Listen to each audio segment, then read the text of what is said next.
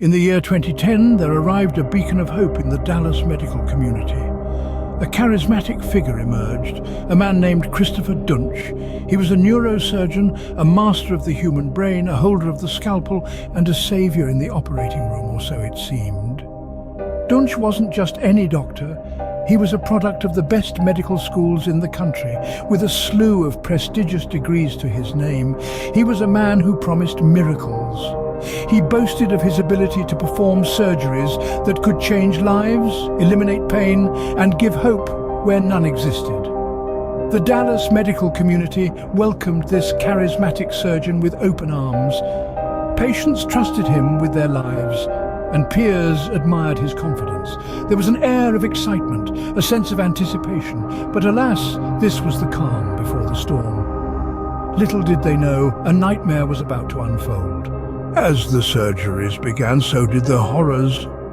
In the operating rooms under the bright lights, the charismatic surgeon's scalpel danced with a devilish delight. But beneath the veneer of confidence, a chilling reality was taking form. Patients who came seeking relief found themselves ensnared in a web of pain and suffering, their lives irrevocably altered.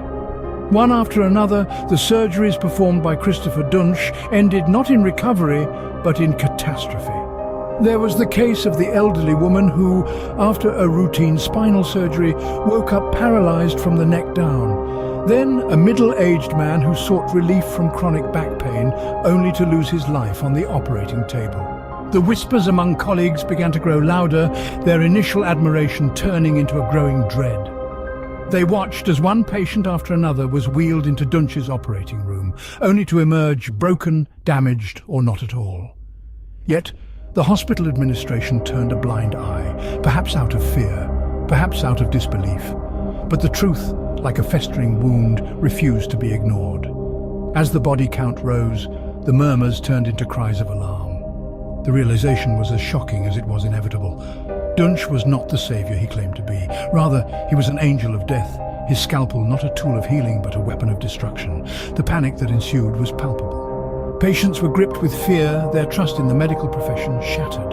Colleagues were filled with guilt and anger, their faith in their own judgment deeply shaken. The hospital, once a beacon of hope, now stood as a monument to a horrifying tragedy. Yet, as the nightmare unfolded, so did the resolve of those who sought justice.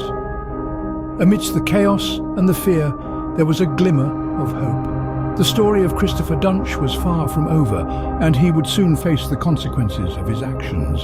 The beacon of hope was quickly turning into an agent of doom. The downfall of Christopher Duntsch was as dramatic as his rise. As the truth of his malpractice surfaced, the legal machinery whirred into action.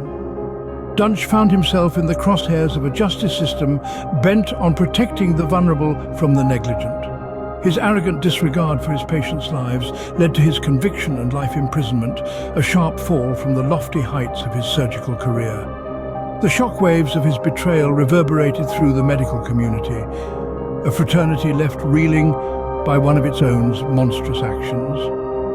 The patients, their trust shattered, grappled with the aftermath of his deeds. His chilling tale transcended the courtrooms and hospital corridors, finding its way into the heart of popular culture. Television shows were made, painting a stark picture of Duntsch's story, a macabre dance of death in the sterile white world of medicine. The case of Christopher Duntsch, a stark reminder of the trust we put in those white coats and the dire consequences when that trust is broken.